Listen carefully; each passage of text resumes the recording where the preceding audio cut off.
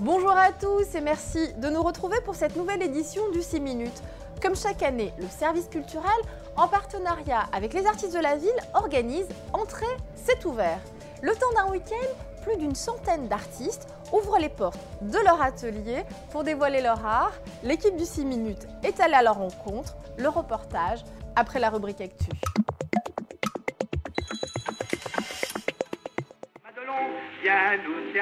Le Festival de la Madelon débutera le vendredi 23 mai par un concert avec Amel Bent, suivi d'un feu d'artifice au stade Le Tchèque. Cette année, nous avons voulu privilégier encore plus l'aspect convivial et festif de la Madelon, qui va se décliner dans différents moments et différents temps forts. Tout d'abord, le parc de l'Hôtel de Ville, qui rassemble les différents villages. Le village de la jeunesse avec la brocante pour les enfants, dont les bénéfices sont reversés à l'UNICEF. Également l'espace jeunesse, avec sa scène. Et cette année, l'espace jeunesse nous invite à découvrir le Brésil et l'Europe.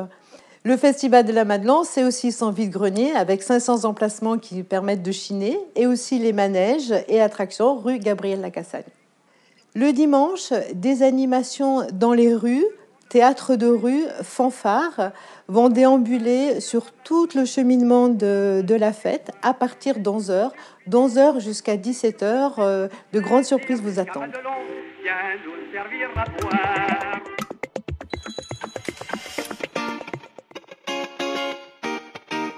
Aujourd'hui, nous sommes à la journée Nature en Ville qui, cette année, a été couplée avec la journée de l'animal qui a pleinement sa place, en effet, au milieu de la nature. Dans quelques instants, nous allons remettre le trophée du corneau et du chat de gouttière de Fontenay-sous-Bois 2014. Nous avons eu un vrai succès. Tous seront récompensés pour avoir participé à ce trophée. Comme on a deux chats extraordinaires qu'on aime beaucoup et qu'on trouve évidemment magnifiques, je me suis dit aussi pour mon fils que ce serait super, comme ils sont tout le temps à la maison, qu'ils sortent jamais, qu'ils voient jamais personne et qu'on est les seuls à les admirer, on s'est dit qu'on allait s'amuser à se faire admirer par d'autres gens. Je suis contente d'avoir gagné le prix parce que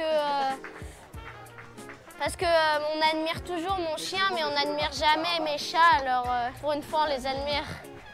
J'ai souhaité participer à ce concours aussi pour promouvoir la beauté en fait, des chats croisés, des petits chats de gouttière en fait, et pour inciter en fait, les personnes à pouvoir adopter éventuellement chez eux. Comme chaque année, les 17 et 18 mai, à l'initiative du service culturel, les artistes ont ouvert leurs portes aux Fontenaisiens. Grande nouveauté pour cette édition, les adultes de l'école municipale d'art plastique étaient de la partie. Retour sur une initiative très appréciée, aussi bien par les artistes que par les habitants.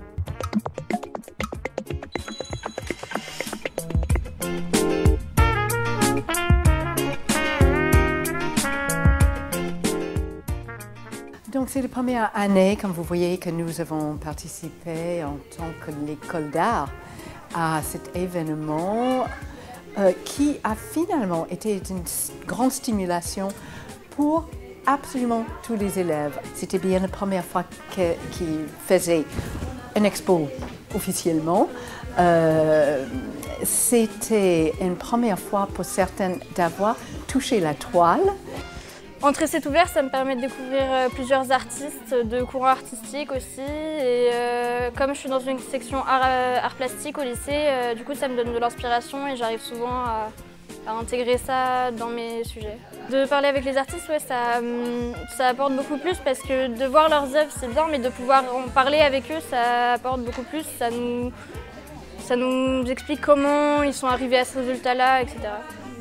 Donc cet échange avec les artistes, moi, me fait rêver. Wilfried Sissou m'a impressionnée, oui, avec ses œuvres qui sont très parlantes puisque ma fille, à chacune de ses toiles, me racontait une histoire. Donc voilà, j'ai trouvé qu'il était percutant.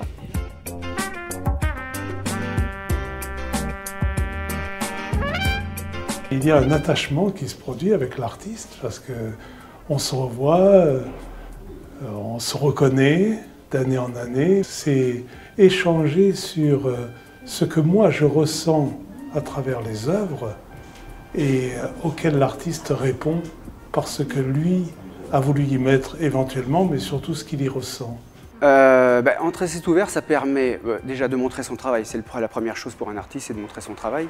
Ensuite, de le faire dans la ville où on travaille et où on habite, ça a aussi une symbolique particulière. Le fait aussi de rencontrer les gens autour dans la ville, ça permet aussi de nouer des contacts qui sont importants dans le développement de sa carrière. Le fait de participer aussi à d'autres expositions comme Art Cité, ça permet aussi d'entretenir ce lien. Et toutes ces manifestations culturelles sont importantes dans la vie d'une ville, mais aussi d'un artiste.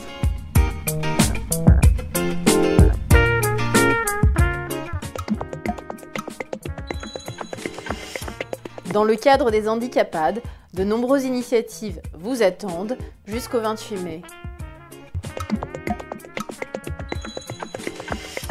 Les prochaines élections européennes auront lieu le 25 mai. Pensez à voter.